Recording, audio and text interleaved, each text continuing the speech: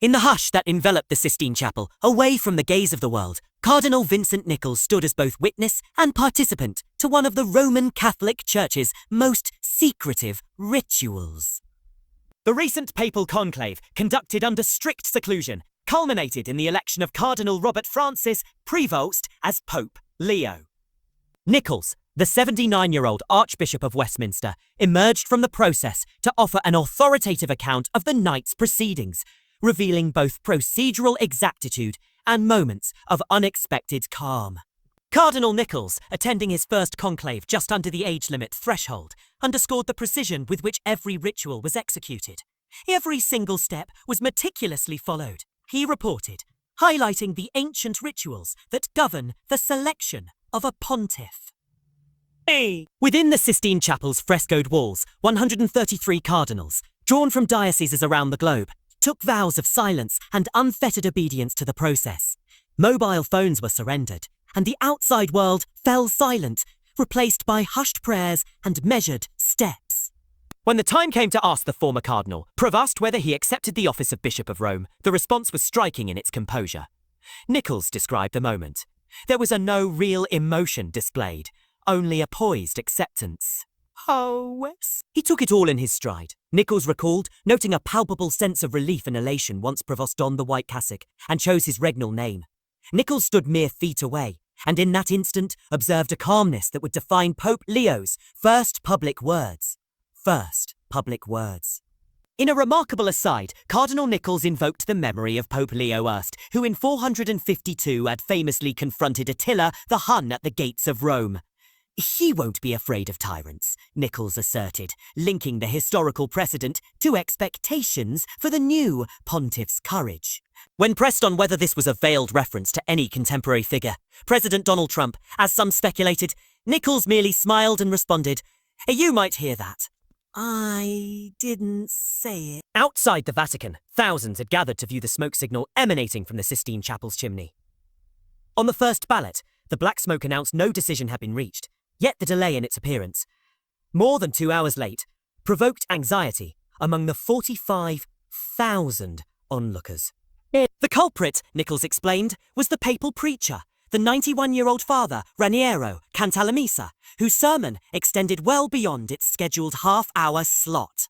"It must have been an hour or more," Nichols said, commending the oration's eloquence even as he acknowledged its impact on the waiting crowd.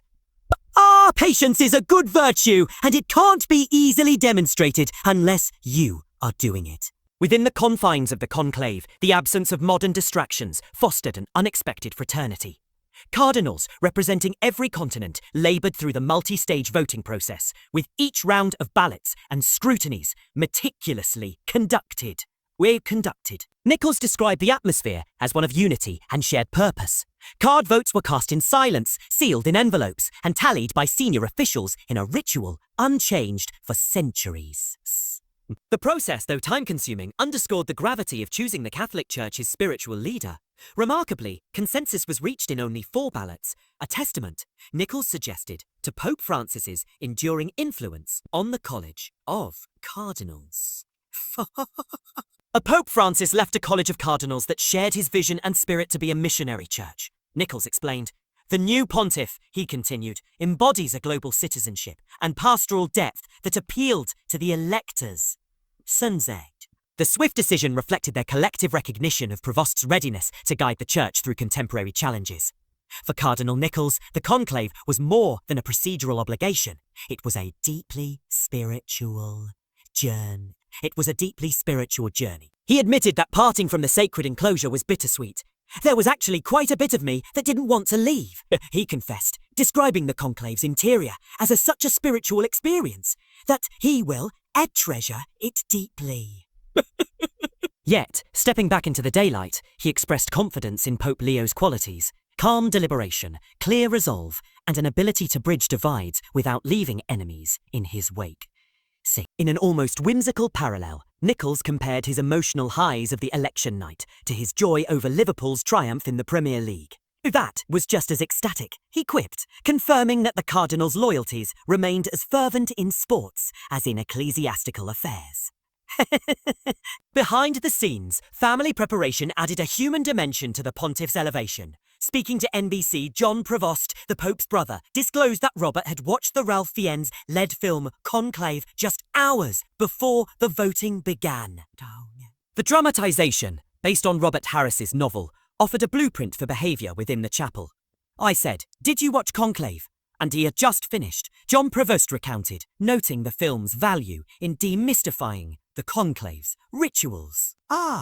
They even played Wordle and Words with friends together, a light-hearted ritual meant to steady the mind before entering one of the world's most consequential elections. Robert Harris himself commented on LBC that several cardinals had turned to the movie for guidance. He speculated that Ralph Fiennes' portrayal may have provided subtle cues for conduct under such extraordinary circumstances. With the conclave concluded and Pope Leo chosen, the eyes of the Catholic faithful now turn to May 18, when the inaugural Mass will be celebrated.